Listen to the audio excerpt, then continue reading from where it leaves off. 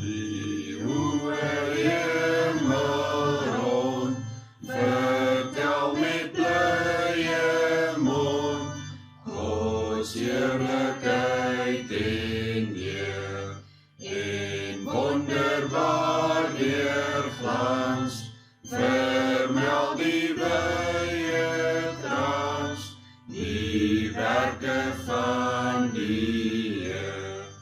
Die dagroep oral sluit, en duisend stemmigheid, die loffelijke sprake, die nachtse stille stap, melken en wetenskap, deur al sy donker wake.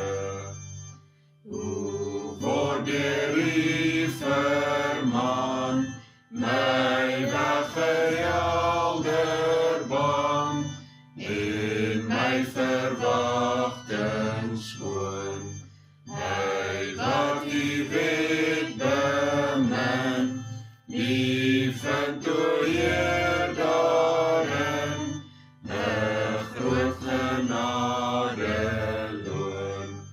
Wie kan van vooraf aan sy dwalinge verstaan, en al wat hom ontbreek het, deur reinig U my tog, van sondes wat daar nog diep in my hart bly steek het.